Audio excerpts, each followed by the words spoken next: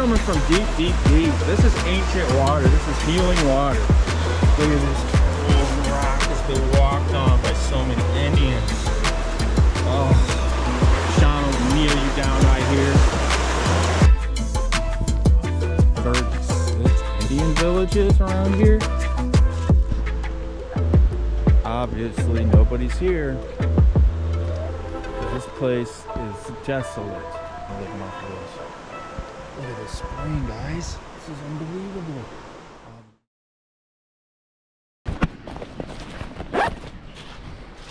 Guys, we're at Big Spring, right out of Van Buren, Old World, Missouri. Old World Springs up in this bitch. Look at this, guys. This is beautiful. Hundreds of millions of gallons coming out of here, guys. Going right to the Current River, right into the Mississippi, right down the Gulf of Mexico. Look at this beautiful water, guys. Look at this. Guys, this is beautiful, guys. Look at this. Watercress growing naturally right here. You know how good for you this is? You could live off this right here. We do not want people coming out here and living off of this. Look at this spring, guys. This is unbelievable. All the Indians, all the shamans were here. This is crazy, guys. Radium's coming out of this. A little bit of green.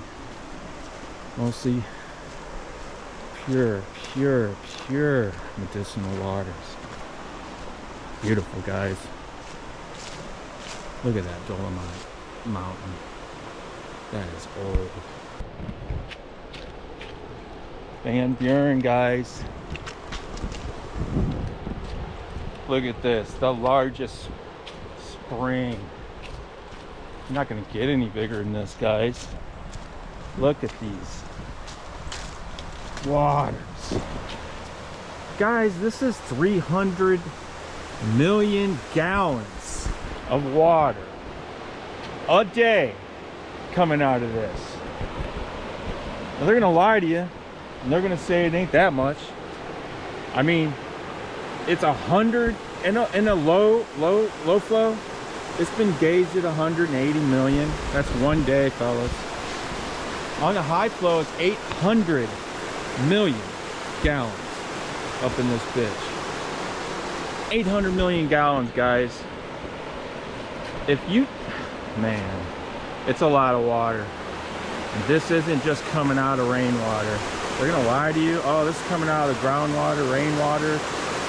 Rain goes into the karst, limestone, comes out of here, and it just never stops. Where's it coming from, guys? We know where it's coming from. This is coming from deep, deep, deep. This is ancient water. This is healing water. Radium water. I'm not gonna tell you there's radium in this bitch. I'm gonna tell you there is. It is undoubtedly unintuitive that water flows in the soil and rock below our feet. A 1904 Texas Supreme Court case famously noted that the movement of groundwater was so secret, occult, and concealed that it couldn't be regulated by law. Even now, the rules that govern groundwater in many places are still well behind our collective knowledge of hydrogeology. So, when we consider water springs, and if you look at old maps, you'll always find that next to a water spring very often is a temple. If it's in Roman times or Greek times, you'll find a temple there because this was a very important thing. Pure, drinkable water. These caves, this area right here. Oh man, the Indians, they were down in here. Sacred area. They kept this hidden as long as they could, and then finally we came around and found this motherfucker. Look at this. This right here, this will tell you everything you need to know. This is what they do. They come in here. This is in 1933. This is, man, I'm not sure. I want to say it's late 1890s, early 1900s. They went around. After they found out where all the healing springs are, medicinal springs, they got some government worker coming way out here to put this little benchmark here. So they got this marked. It's marked. Mark for who? Oh man, guys, look at this. That's a lot of water coming out of there. Watercress. One of the most healing things you could ever eat in your life. Watercress. Grows all around here in the summertime. Wild. It just heal your body. Come out here, swimming here, eat some watercress. Holy guacamole, guys. It's just insane. Oh, but you know what? Who's here now? Nobody. You can't come here. I should be able to jump out. Jump in this water so fast I'll make your head spin. But we're not going to do it because you can't do it, right?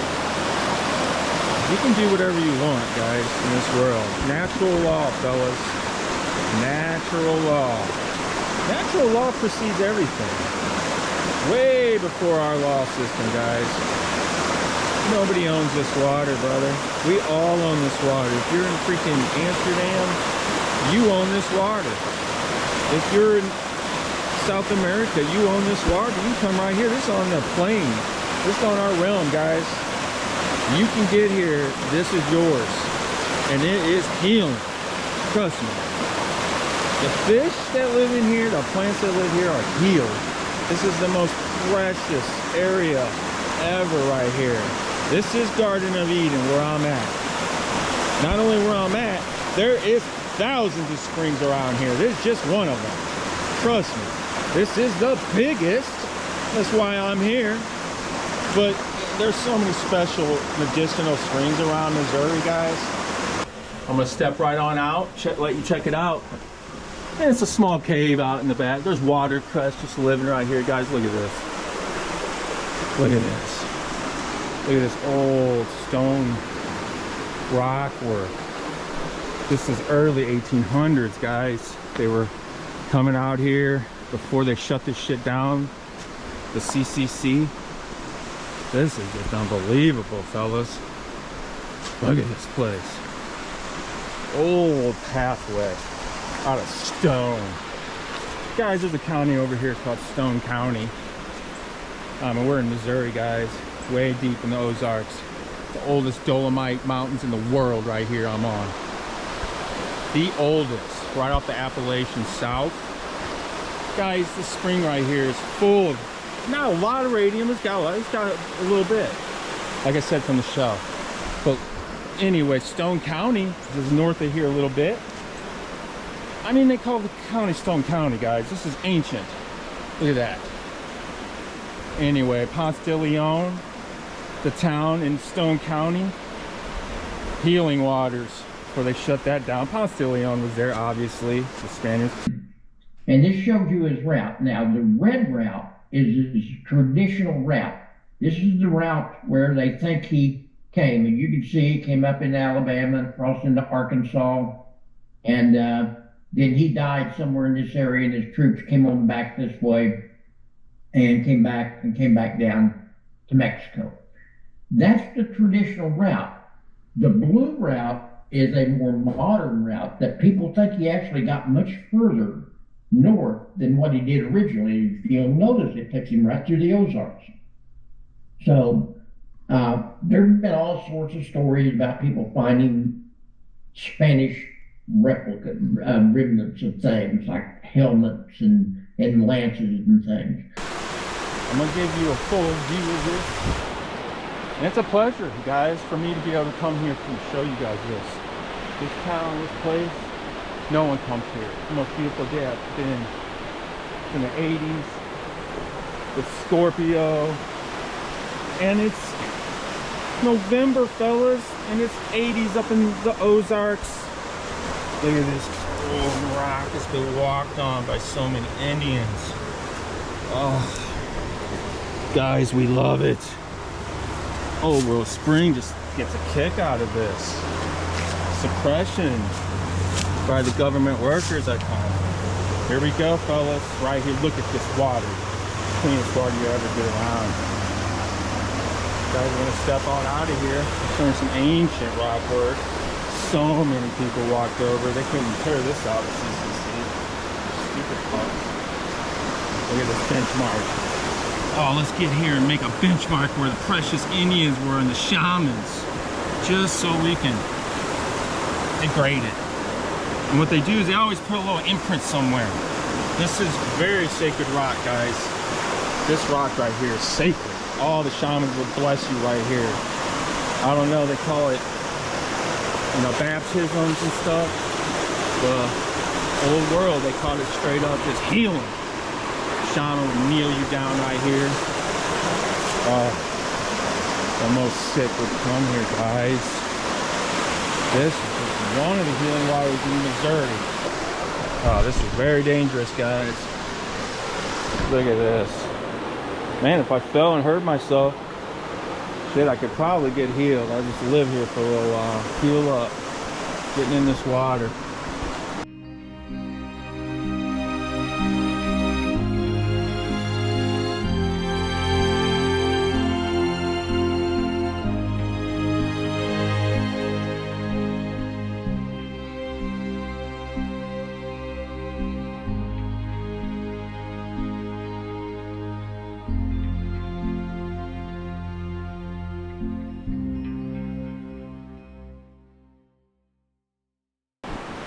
These trails, look at these rocks. Man, this looks like an old wall surrounding this whole area. Look at this. And then here comes the CCC. They didn't create this, guys. These are ancient stone walkways. These were already here. They just, all they did is embellish shit over here like that rock wall. They do some embellishment and they claim they did all this. This is ancient, guys. If you were here before, I'd say, well, anytime before Civil War, for the 1860s, you'd be coming down here. There'd be thousands of people. Everybody'd be in this water. They'd be bathing. They'd be healing.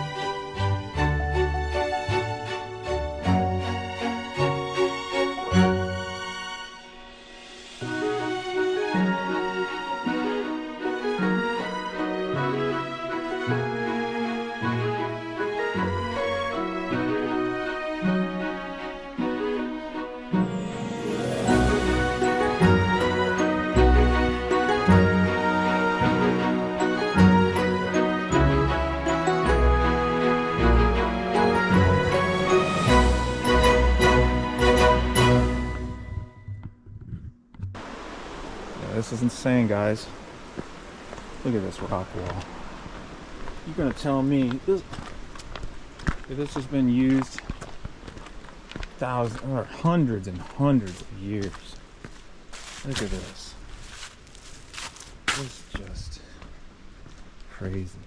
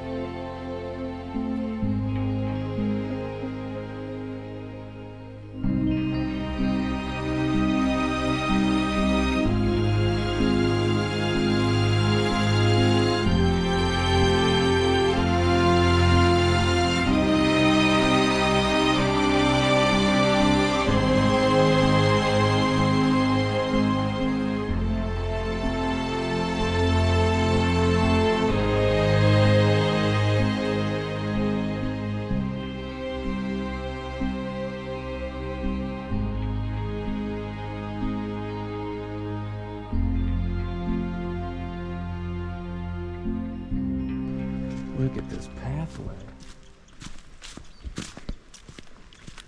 Yeah, they got little pathways around here. But like I said, guys, look at this water. It's clear as you'll ever see anywhere. And you know what? This stream is all the way. The current goes into the Black River. From there, it will make its way to Mississippi. That's the River Isis, guys. This is biblical. This is the real old world Egypt. This is the real old world. It's reversed, fellas. What we're looking at here is the city of David, and across the river is the temple of Ammon. You notice there's the Egyptian bull right here. Here's his nose, his eyes, his horn right here, and it's got this mark that we're finding all across the country. The details of Stonehenge are speaking about a circle which was an exodus that took place from a people dome in Utah, and it came to a certain aerial that they're showing here, and then it goes on to talk about the other King David or Solomon that took the place and whatnot. But mostly that's what it's talking about. What we want to show you today is this line right here, this little black line, and this aerial of this details coming around here, okay? That's what we want to show you, where it says to go to, and the Perry Rees map as well says that, so we're going to go there and show you these details, okay? If you can see here, the aerial, here's that line, that dark line right here that I just showed you right here on Stonehenge, okay? And then if you go across the little valley there, you'll see this side thing right here, where it's coming around, just like I'm showing you right here. And they're giving details right here, down here and all. It even points out that Solomon, they're talking about, I guess here, made the water on the spring go up and come out on a portal up here on the mountain, which would be right up here. Now this is undeveloped. While I was out in Utah doing research on the Afghanistan map and explaining how that works and looking at all the details, we would run across some maps, an ancient style of map. Today I'm going to show you one of them where it shows you, here's a map of America upside down. So if you come in the Bering Strait, it would look that way. So if you find a map, let's say over here in Utah, Colorado area, it's going to be upside down showing this and leading you to where the map says, okay? And it shows the rivers and all the details thereof. So what I want to do is show you the map I'm talking about, and as you see, it looks like a thumb here, and it's a finger and a hand. It's telling you where the right hand is, and it shows the rivers that all lead to it. Now if you notice, here's the Mississippi bend on the Mississippi River of this upside down American map. It shows a lot of different contour and details, and believe it or not, I've studied it tremendously. We've got a bunch of them that point to this. But what I want to show you is what they're showing you on the map, okay? They blow it up. See, here's the bend, and here's that line telling you where it is, like the Afghanistan map says. Well, look, when you blow it up, there it shows it to you. There's that line. Okay, see the guy's eyes, the nose, the face, and then in between the lines, there's that 2 mark. Okay, they're giving you details. Here's Solomon's half-crest moon. Here's the Mayan stela, it looks like, with the sword. But what it's saying is here's where the right hand is, and that's a Templar coin. Okay, I'll show you Dr. Barkite holding it, telling you that's exactly what you're going to see from the air on the old Jesuit Jerusalem temple. See the face and the 2? Okay. Well, look, when you go to the place they're talking about at Earth Flash, okay, there it is. There's that 2 mark, and there's the face. Right there on the temple of ancient Jerusalem. And ladies and gentlemen, I got a copyright on this book that has it's a book of maps that have all this on here. So if you don't know how to read these ancient maps, you're not going to like that book because you won't know what you're doing.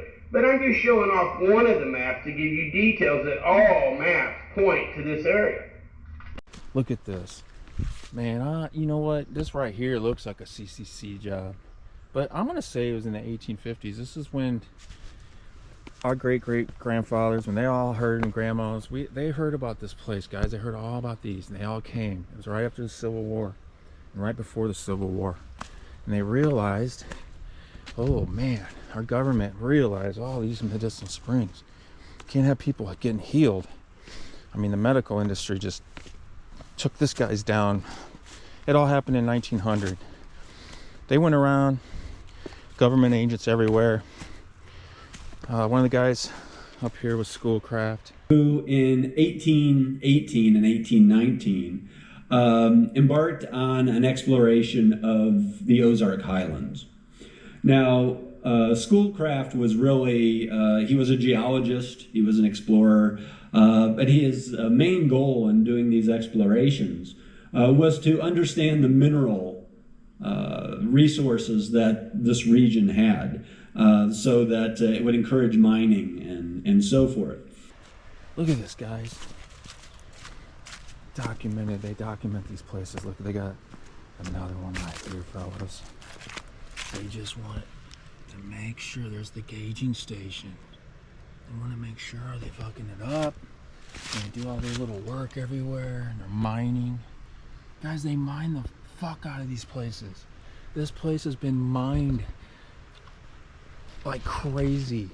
Look at that water. Blue green, guys. That's radium water. The fish in here grow extraordinarily fast.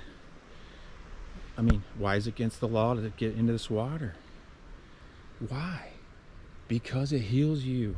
People would live here until they were healed. We found out about this place. The Spaniards knew about this place because the Indians talked about places where you could just sit there and get healed. We have several descriptions of the Osage. George Catlin, who came west and painted a lot of paintings of the tribes, he said they were the tallest race of men in North America, with many of them 6.5 to 7 feet tall. And a Scottish missionary, by the name of Isaac McCoy, said they were the finest looking Indians he had ever seen in the West. There's no doubt about the fact that the Osage were an imposing looking group of people. They were very tall. They were very lean. Their warriors were. This is an early photograph. That's a painting by George Catlin of a Osage warrior. You can see, tall and lean. They were not short and squat by any means. That is an actual photograph that was taken of an Osage warrior. And you can see that, again, they don't fit the typical concept of what we think of a Native American. Now, as I mentioned, the Osage were fierce warriors. And, again, we don't, when we think about fierce Indians that were warriors, we think of the Sioux, we think of the Apache, the Comanche, we think of these Great Plains tribe, these great horsemen. We don't think of the Osage, and yet, folks, the Osage was one of the most fearsome tribes, and no other Indian tribe really wanted to go up against them, again, because they were so big to begin with. They did not have the attitude of forgiveness. They absolutely did not forgive. They practiced the Old Testament philosophy of an eye for an eye. So these seemed to be gigantic men to the Europeans. They also tended to shave their heads, with the exception of a single scalp lock, which gave kind of a scary appearance. Some artist depictions of Osage warriors. They found a lot more shit here that covered up. This is so remote, fellas. No one can get out here. There's no one here. This is the largest spring in the world, and there's not one person here. Guys, I'm down here a little bit, right by water. These do not wade fish. Yeah, they're sensitive ecosystems because no one can be here, but everyone before there was here. They'll help protect the park resources. From who? You guys? You guys came here and closed this place down, but you're protecting it. Anytime you hear protection, guys, it just means we're sealing it up. Come fuck with this area and see what happens to you. You want to get in trouble? This is more important than just about anything. Look at that water. That's as clear as you're ever going to get. Just, oh my gosh, guys. Let's see, is that watercress? Yeah, that is watercress. It's still growing, and I mean, dude, we're in November, guys. You know, we're in November. Yeah, it's a little bit better. It's not supposed to be so nice in November, but when old world Missouri and Old World Springs is up in here. Things get better. I love it. I would just live here. Just wade in here. Look at that watercress. You can't tell me that's not good for you. Holy guacamole. What water we got here. Watercress is rich in all the vitamins and minerals you can think of. More calcium than milk, more vitamin C than oranges, more B vitamins than blackcurrants. But I think it takes more than that to make a superfood. And the one thing I always say is a superfood should have history. If a food is so great and so valuable to our diet, people hundreds, thousands of years ago will have recognized that. And I think if you ask yourself how many of today's superfoods were around in the days of ancient Greece, like watercress, or around in Roman times, highly valued by the Persians, you'd probably get it down to one, watercress.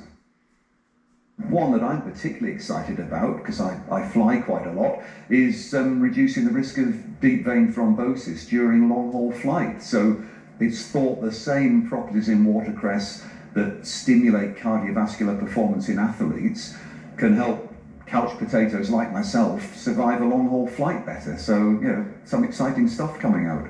We're looking at its antioxidant powers. I mean, they come down partly to the fact it's full of polyphenolics, it's got the carotenoids, it's got a lot of vitamin C, so all your recognized antioxidants are in there, and in bucket loads. So eating a portion of watercress has been shown to radically mop up free radicals in the body.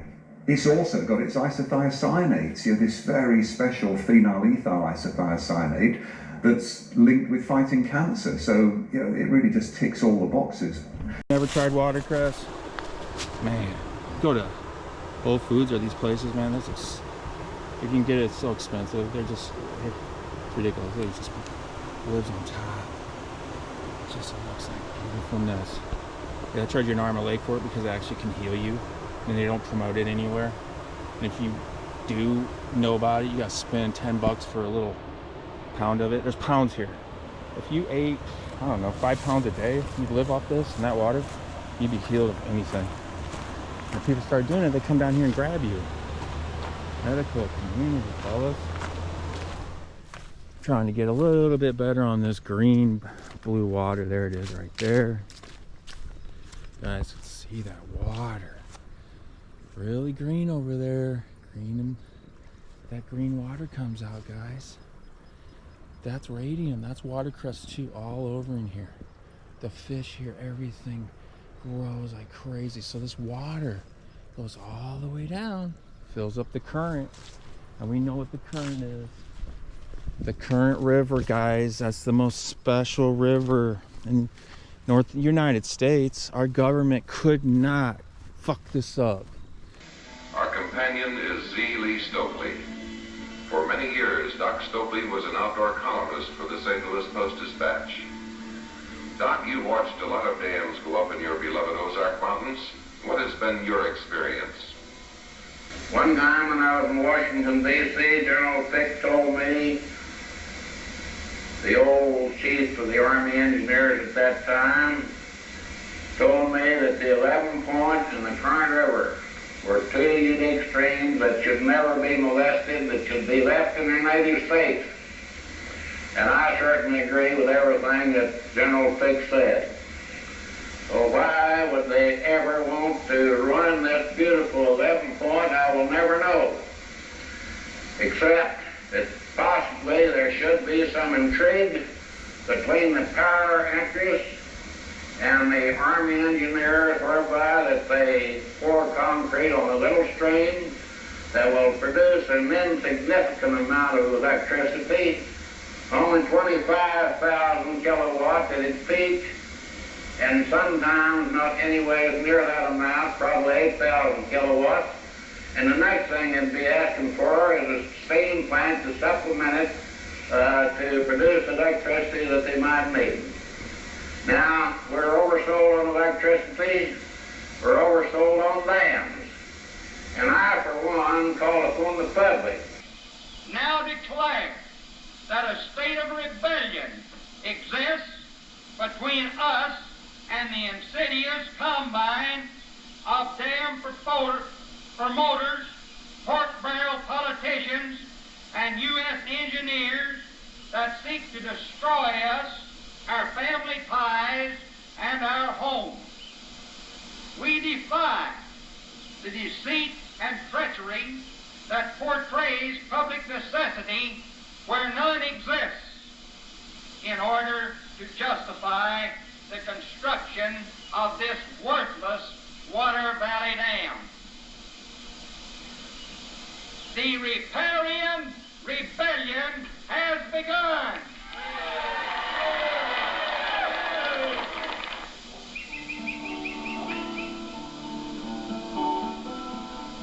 Riparians are river people, those who live along the banks of a river. Since ancient times, there has been an unwritten law of riparian rights, which prevents anyone from damming a river and thereby robbing those downstream of its water. Daniel R. Fitzpatrick.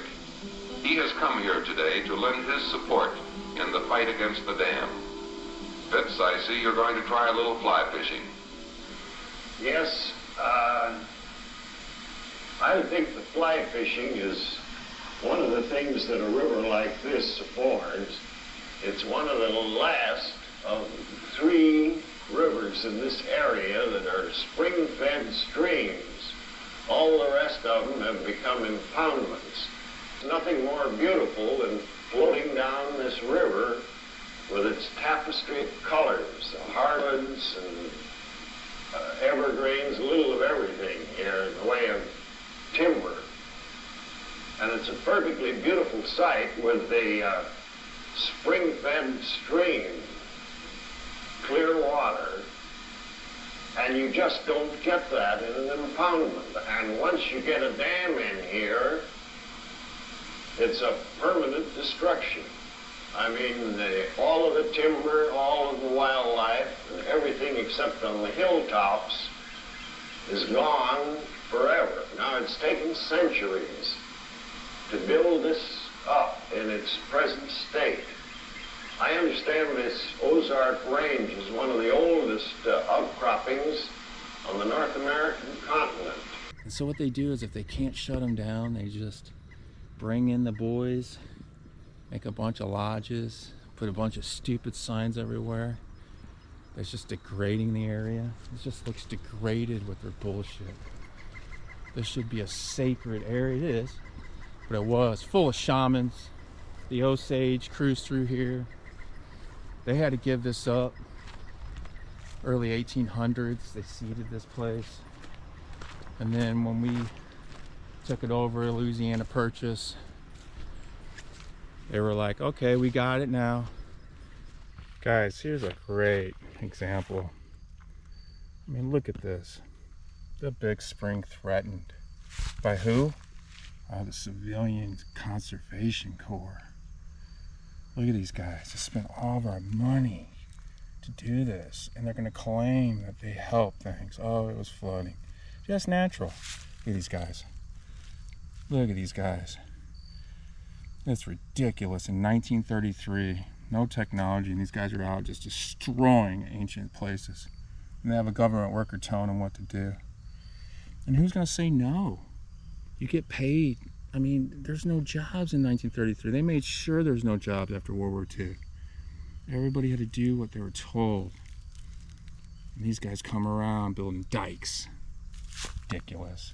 The CCC, a peacetime army of young men. Why don't you just bring a non-peace army? It's the same fucking shit. Oh, they're out killing other people in other countries. All right, guys, that's what it's all about. Look at this, guys. This is in their own writing. And this is ridiculous. Before being resurfaced, this easy trail was part of the old road that led from the town of Van Buren to Big Spring. The trail begins on the floodplain and parallels the slough, an ancient channel of the current river, and then skirts the upland slopes meandering through a mature bottomland forest. They're saying it, fellas, ancient, right here in plain sight. Ridiculous. This is the trail, leads all the way to Van Buren. Van Buren's like 5 miles from here, guys. And look at this. This trail is rock. This is boulders, rocks. They didn't come and do this. Look at that wall. I'm gonna come down here and show you guys. This is a slough that they were trying to say floods, and they had to fix it. Well, you know, things flood over, dude. Nature. That's natural. We don't need fixing it. Let it go. That's how it's supposed to be. Look at this old wall. You could come out here, excavate this whole thing, and bring this back to life. Of course they're not. They're gonna just put a sign up over here and be like, oh, okay, we came down here in the 30s, did a bunch of shit. There's the slough. They say, or this is the flood that would come in and try to fix.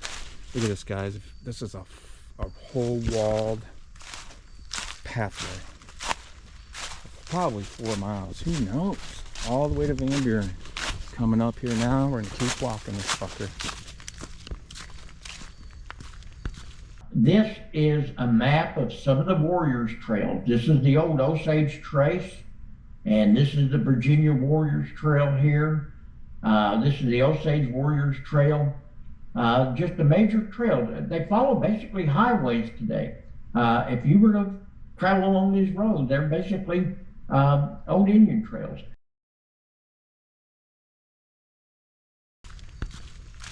Look at this, guys. This walkway. They say it's ancient. What's ancient mean, fellas? Is it biblical? Is this pre-deluge? After deluge? Antediluvian? Look at Antediluvian. Ancient walkways with sacred waters. I mean, look at this. This thing never ends, guys. This is it. All the way. Look at that. Where does it go? All the way. Beautiful. It doesn't get any specialer than this, guys. You could walk this for a long ways. Look at this walls, guys. All full of 36 Indian villages around here. And I'm sure they went and when they were mining everything around here. Largest lumber mill in North America at one time. Tall, ancient trees stood in the Ozarks. Their open, grassy understories were often described as prairies by the area's early inhabitants. These forests played a vital role in the development of our country. It begins at a small natural pond known as Tolliver Pond in Carter County. A boom town called Grandin arose there. It became the home of one of the world's largest sawmills, run by the Missouri Lumber and Mining Company. A small group of Pennsylvania oilmen saw the profit that awaited them in these sleeping pine forests. They eventually purchased more than 300,000 acres in Reynolds, Butler, Carter, Ripley, and Shannon counties, paying on the average about $1 an acre. The new general manager, John Barber White, persuaded the Kansas City, Fort Scott, and Memphis Railroad to construct a branch line from Willow Springs to the small town of Lakewood, located near Tolliver Pond. The new location, renamed Grandin after the mill owners, afforded room for the mill facilities, a business district, and a residential area in the nearby hills. White began purchasing the new mill's heavy machinery, a steam locomotive, and 6 miles of iron rails. Beaver Dam Soft Pine became the trade name of Grandin's lumber. Its strength, appearance, and ability to take a fine finish quickly attracted major markets in Nebraska, Kansas, and the Indian Territory. The Big Mill, as it was called by the workers, began producing lumber in 1889. This giant bandsaw mill could handle logs 16 feet long and over 4 feet in diameter. On the other side of Tolliver Pond was the Little Mill, so named because of its saw's slightly smaller size. Adding to the lumber output was a circular sawmill, a shingle mill, and a lat mill. A planing mill plus 14 drying kilns and 30 warehouses completed the manufacturing complex. At their peak, the combined mills consumed 285,000 board feet of timber a day. That equaled 90 train car loads of logs, or an average of 70 acres of forests cut daily. Most of the logs were carried to the mill on the company's railroad trams. When it was too expensive to extend the tracks to the cutting site, wagons pulled by teams of horses or mules were used. Sometimes it was possible to use water to move the logs to the mill. When the company cut forests near the current river, the logs were floated downstream in big drives to a point where the railroad crossed the river near Chicopee. On special occasions, the company train would haul employees to Van Buren, where they would gather for picnics and social functions held at Big Springs. Prior to closing down the operation, Tolliver Pond was drained, revealing nearly 2 million board feet of usable logs. On September the 25th, 1909, the Grandin Herald newspaper eulogized the final day of operation at the mill by printing that the whistle of the Missouri Lumber and Mining Company whistled for the final time. The sawmilling operation was moved to West Eminence in 1909, leaving behind many unemployed workers to scratch out a living from the poor rocky soil.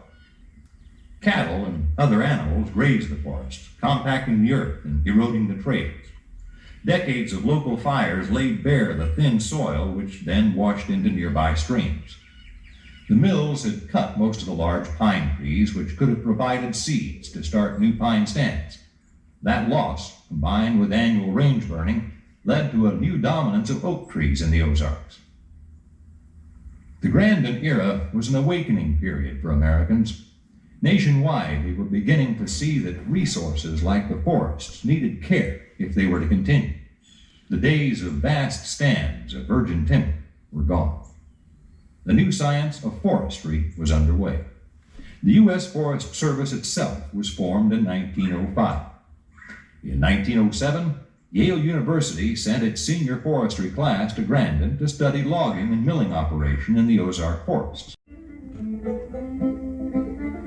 The lumber drying yards are now fields, revealing little of their past. The company headquarters building is the Masonic Lodge, and Whitehall is a private residence. Oh man, these guys did a number over here, late 1800s, and the CCC came in and made sure that they did what they needed to do to finish up. We'll see you guys.